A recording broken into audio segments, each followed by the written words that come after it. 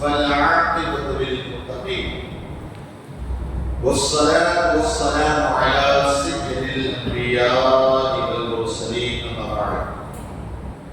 فأعوذ بالله من الشيطان الرجيم بسم الله الرحمن الرحيم إن الله وملائكته يصلون على النبي يا أيها الذين آمنوا صلوا عليه وسلموا تسليما اللهم صل على سيدنا محمد وآله وسلم صلوا عليه صلاة وسلام عليك سيدي يا رسول الله صلى الله تعالى عليه وسلم بسم الله الرحمن الرحيم إن قارون كان من قوم موسى فبغى عليهم وآتيناه من الكنوز ما إن مفاتيحه لتنوء بالعصبة أولي القوة إذ قال له قومه لا تفرح إن الله لا يحب الفرحين بے شک داؤد موسیٰ کی قوم سے تھا پھر اس نے اس پر زیادتی کی اور ہم نے اس کو اتنے خزانے دیے جن کی کنجیاں ایک زور آور جماعت پر بھاری تھی جب اس سے اس کی قوم نے کہا اترانے بے شک اللہ تبارک و تعالیٰ اترانے والے کو دوست نہیں رکھتا انسان کے لیے سب سے بڑی اگر کوئی دولت ہے وہ دولت ہے ایمان اس دولت سے بڑی انسان کے لیے کوئی دولت نہیں ہو سکتی انسان کے پاس سب کچھ ہو لیکن ایمان کی دولت نہ ہو دنیا کا سب سے کنگال اور بھکاری انسان ہو اور اگر انسان کے پاس کچھ بھی نہ ہو اور ایمان کی دولت ہو تو دنیا کا سب سے مالدار انسان ہو اس لیے کہ اگر انسان کے پاس دنیا کی دولت ہے مال ہے سب کچھ ہے گاڑی ہے بنگلہ ہے سب کچھ تو ہے لیکن آنکھیں بند ہونے کے ساتھ ہی قیامت شروع عذاب شروع ساری چیز لیکن اگر انسان اگر لاری والا ہے راستے سے گزرنے والا ہے پیدل چلنے والا ہے لیکن اس کے پاس ایمان کی دولت ہے تو ایسا انسان آنکھیں بند ہوئی ادھر جنت کے باغات میں ٹہلنا شروع صرف آنکھیں بند ہوئی آپ کیا سمجھتے ہیں یہ مرنا کوئی کھیل ہے ہمارا گھر چینج ہو جاتا ہے دنیا میں آتے ہیں تو روتے ہوئے آتے ہیں کیوں یہ کس دنیا میں اور باقی سب لوگ ہنس رہے ہوتے ہیں ہاں بیٹا آیا خوشیاں منا رہا اور جب کوئی دنیا سے جاتا ہے تو سب رو رہے ہوتے وہ ہنستا ہے دنیا میں آیا روتے ہوئے آیا لیکن ایمان کا اچھے اعمال کے دنیا سے جا رہا مسکراتا ہوا لیکن اس کے لیے بھی اچھے اعمال اور ایمان ضروری ہے ہمارے یہاں تو ایمان کا بڑا ایمان اتنا کمزور ہو گیا بار بار یار ایمان کی قسم ہے یار ایمان سے میں تیرے کو بول رہا ہوں اتنا ہمارا ایمان کمزور ہو گیا ایمان کے معاملے میں بڑے لاپرواہ تو کہا ایمان سب سے بڑی دولت اور اس سے اگر دولت آ جائے نا تو پھر انسان ایمان کے معاملے میں کمزور ہو انسان ایمان کے معاملے میں کمزوری ہو جب دولت اور اسے اگر حرام طریقے کی دولت آ جائے تو پھر بندہ حرام ہی میں جائے اس لیے حلال اور باقی کا تھوڑا کما اسے بڑی بات حلال اور باقی سے حدیث پاک کے اندر کہ فرض نماز کے بعد سب سے بڑی عبادت حلال روزی لیکن ہاں دولت آ جانے کے بعد انسان کبھی تکبر اور غرور نہ کرے فوراً دولت آنے کے بعد دیکھو ذرا موبائل گاڑی یہ وہ کیسے انسان چینج ہو جاتا حضرت غوث پاک رضی اللہ تعالیٰ کو آ کر کسی نے بتایا کہا کہ عبد القادر جیلانی آپ کمال بزنس کے لیے گیا تھا تجارت کے لیے راستے میں دریا بیٹھو گے آپ نے دیکھا دل کی طرف الحمدللہ تھوڑی دیر بعد کسی نے کہا اے عبد القادر جیلانی آپ کا مال آ رہا بڑا نفع نہیں کر گیا تو آپ نے دیکھا اس طرح الحمدللہ کہا حضور جب آپ نے نقصان کا معاملہ سنا تب بھی الحمدللہ اور جب نفع کا سنا تب بھی الحمدللہ کہا اصل میں جیسے نقصان کے بارے میں نے سنا تو میں اپنے دل کی طرف دیکھا کہ دل میں ٹینشن میں پریشان تو نہیں کہا نہیں دیکھا کہ میرا دل وہ اللہ کی یاد میں لگا تو میں نے کہا اور جب دوبارہ میں نے دیکھا جب مال کی فراوانی اور مال اتنا زیادہ نفع آیا تو میں نے دیکھا دل کو مشل تو نہیں رہا وہ غلط خوش تو نہیں وہ اللہ کی ذکر میں لگا ایک نہیں تو آج ہمارا مال یہ کہ ہمیں نفع مل جائے تو پھر پورے میں اس بارے میں پارٹیاں ہوتی یہ ہوتی اور اگر نقصان ہو جائے تو ایسا پھر گولیاں کھا کھا کے بھی بنتی نہیں اور اس سے بھی آج ہم کہیں بھی ہوتی ہیں اپنے نفع میں ہی لگے ہوتے اپنے نفع حضرت سر صدیق اللہ کے بلی ان کا معاملہ یہ ہوا جو کوئی بھی بازار میں دکان تھی آپ کے لوگوں نے بتایا حضرت بازار میں آگ لگے سارے لوگ دوڑے لیکن جب دیکھا تھا اور لوگوں کی دکان جل گئی ہے اور سر صدیق کی دکان نہیں آپ نے کہا الحمدللہ کوئی گناہ نہیں کوئی نہیں جیسی آپ نے الحمدللہ کہا 40 سال تک ہوتے کہاں سارے لوگوں کی دکانیں جل گئی اس کا غم نہیں تجھے تیری دکان پر بھی بس الحمدللہ اس کے لیے آپ 40 سال تک روتے رہتے اللہ نے معاف بہرحال تو سب سے بڑی دولت کیا ہے بولو ایمان سے بڑی کوئی دولت نہیں سنیے تو غریب ضرور ہو لیکن آپ کے پاس سب سے بڑی دولت ہے جو ان کے پاس نہیں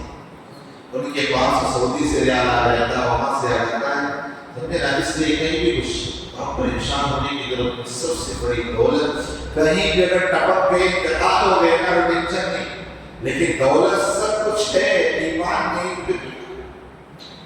اب آپ سوچیں اور کبھی مال و دولت پہ ناز نہیں کرنا فخر نہیں کرنا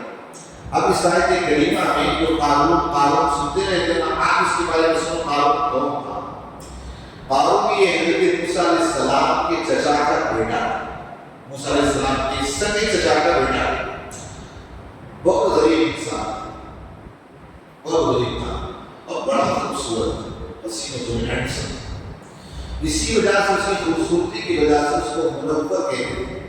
یعنی روشن چہرے والا بڑا غریب تھا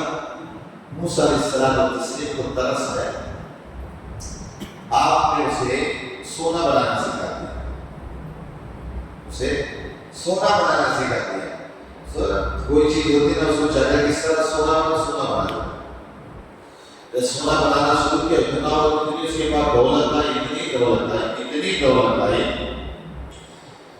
موسیٰ علیہ السلام نے کہا ابو زکات دیں اور زکات یہ کرنٹ ٹیکس سے یہ زکات نہیں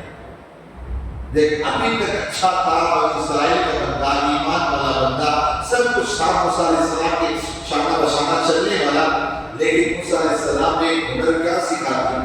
اور دنیا میں بھی ہوتا ہے بہت سارے شاگردوں کو ہنر سکھا ہونا تو پھر وہ تمہارے بھی باپ بننے کی سوچتے ہیں جیسے شیخ ساتھی علیہ رحمہ نے ایک حکایت نقل کروائی کہا ایک استاد نے اپنے شاگرد کو 59 جو ہے نا داؤں سکھا دیا اور اس کے بعد وہ شاگرد کو کہا تو وہ جو استاد تھا وہ بادشاہ کی بارگاہ کا بڑا مقام یہ شاگرد کو سکھا دیا نا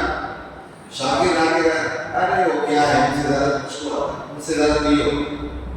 یہاں بھی بہت سارے امامہ پہنے کھلے ہوں گے جن کو کل سکھا دیا تھا تو لگتے ہو سب سے بڑے مفتی صاحب ہوئی سلام بھی سامنے سے استاد کے مقام کو بھی نہیں ہے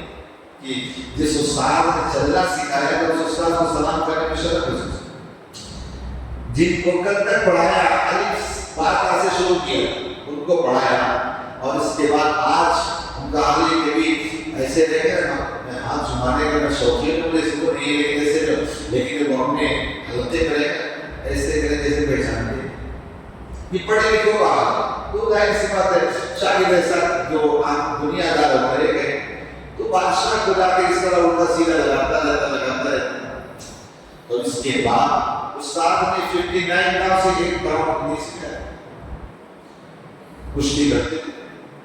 اب اس کے بعد بادشاہ نے فرمایا یہ بات یہ ہے وہ ہے, تو کہا ایسا کرتے ہیں. حالانکہ وہ شاگرد بات کو کہتا تھا کہ استاد آپ نے ایک دم مجھے سکھایا نہیں, آپ کوئی جواب نہیں. اس کے بعد بادشاہ نے بڑے شان و شوکت کے ساتھ اپنا معاملات لگائے اور کشتی کرائی. تھا استاد لگایا سے بھٹک گیا, کہا اس گاؤں کو میں زندگی میں چھپا کر دوں. تو بہرحال شاگرد چاہے جتنی ترقی کر رہے ہیں لیکن وہ ہمیشہ استاد کے سامنے بچہ ہے. بیٹا کتنا بھی بڑا ہو جائے لیکن باپ کے سامنے بچہ ہے. بیٹا چاہے جتنی ترقی کر جائے لیکن ہمارا حال کیا ہے, اب باپ بوڑھا ہو گیا اس پر جواب ہوتے ہیں ہم اس پر پروڈکٹ پڑھتے ہوں کرے سے بڑا شانی بانی کیا بولتے بیٹھے جانا سمجھے نا. یہ ہوتا اللہ کسی باپ نے سب کچھ کرایا سب کچھ لیکن کسی باپ کی اہمیت نہیں رہے. پھر وہ بچہ آگے بڑھے. یاد رکھے استاد سے کبھی نہ کوئی آگے نکل سکتا ہے. اسی طرح کی باپ کی ہے, بیٹا بیٹا ہے. بہرحال قانون کو کہا کہ بھائی زکات کا کو کھانے کو ٹیکس. ابھی تک ایمان کا دولت تھا ہی نا, جا کر فرعون سے مل گیا اور فرعون نے اسے اپنا وزیر بنا, اسے اپنا وزیر بنا دیا. اور اس کے اندر اسی کا تذکرہ ہے کہ فرعون کو ہم نے اتنی ساری نعمتیں دی, یہ سب کچھ تھا, خزانہ اس نے جمع کر لیا. اور اس کے بعد کتنا بڑا خزانہ تھا کہ اس کی چابیاں, خزانہ نہیں, اس لاک کے اندر اس تجوری کے اندر کتنا مال ہے اللہ جانے, اس کی چابیاں ساری جماعت مل کر اٹھا نہیں سکتی. کچروں پر اونٹوں پر سوار ہو کر اس کی چابیاں جاتی لیکن تھی. اب اگر چابی کھولے کتنا اتنی ساری چابیاں کتنا خزانہ رہا اور اس پر ہمیشہ بولتا رہتا چیز. آخرکار موسیٰ علیہ السلام و تسلیم نے کہا زکات کو زکات. اللہ تبارک و تعالیٰ نے حکم دیا زمین کا اس کے خزانے کا کیسے دسایا تب بھی اس کو اپنی دولت پہ بڑا ناز, بڑی دولت میں. کوئی انسان اپنے پیٹ میں دولت روپیہ پیسہ اور سونے چاندی نہیں کرتا, اناجی کرتا. چاہے جتنا بڑے مالدار ہوتا ہو چاہے کچھ بھی کا بڑے لوگ, کوئی کاجو اور بادام کی روٹی سے اس کا پیٹ نہیں کر سکتا. کس سے پیٹ بھرے گا؟ یہ جو اناج ہے غلہ اس سے پیٹ بھرے گا. ورنہ اس دنیا کے اندر ایک بڑے بہت سارے بادشاہوں کی جو تاریخ پڑھ اللہ کو, ایک بادشاہ کے بارے میں پڑھ رہا تھا, اس کا خزانہ معلوم 3 کلومیٹر کے ریٹ میں خزانہ معلوم, سونے چاندی جواہرات کی اور کچھ تاریخ اس کے اندر صرف سونے چاندی ہیرے جواہرات. اور اس کے پاس چابی رہتی اور اس کے وزیر کے پاس چابی اور کسی کو چابی بھی نہیں. ایک دن ایسا ہوا کہ بادشاہ جو تھا نا اس کے اندر گیا اور دیکھ کر چوم رہا اسی کو, سونے کی ٹرافی کو, اس کو چاندی کو چوم رہا. اب 2-3 کلومیٹر کے لیے چلتا چلا گیا. اب وہاں سے ایسا ہوا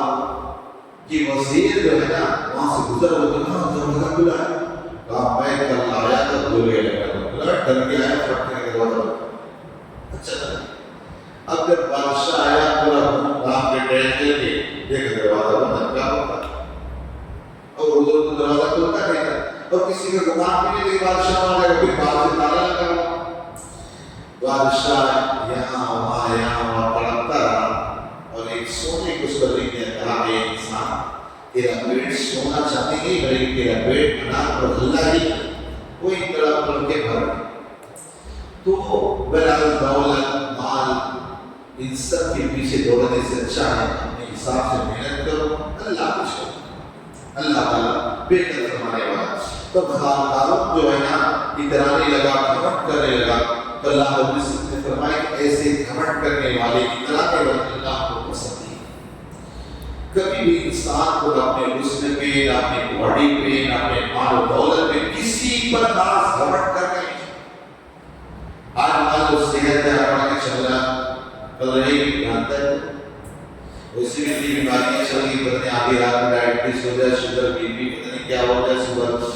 ایک مہینے کے اندر ہو جائے، پتہ نہیں اچھا خاصا انسان ہوتا ہے، دونوں کڈنیاں فیل ہو جاتی ہے، کبھی ٹکس ہو گیا، کبھی یہ ہو گیا، کبھی یہ ہو، تو پتہ نہیں کب کیا ہو گیا۔ آخرت کی تحت ہمارا حال یہ کہ نماز بھی ڈھنگ سے نہیں پڑھی۔ ایک بندے نے آ کر ایک اللہ والے سے کہا کہ میں نماز کس طرح پڑھوں؟ کہا تو نماز اس طرح پڑھ کہ تیری آخری نماز ہے، کل تیری موت آئے۔ کہا وہ مجھے کیسے پتہ؟ کہا نماز کو اپنی آخری نماز شمار کر تب تیرا دل لگے۔ اگر آپ کو پتا ہو کہ ابھی مر جاؤ گے تو کتنا ربی قبل ہوگا۔ اسی طرح اگر نماز پڑھ رہے ہیں، یہ سوچے یار اپنے بس اس نماز پر مرنا ہے، کتنا ڈر کہ اس طرح ڈر پیدا کر نماز پڑھ۔ اب نماز سے فارورڈی رس اسی میں لگے۔ اللہ پاک اس میں زیادہ ہوگی توفیق عطا فرمائے۔ اللہم صلی علی سیدنا محمد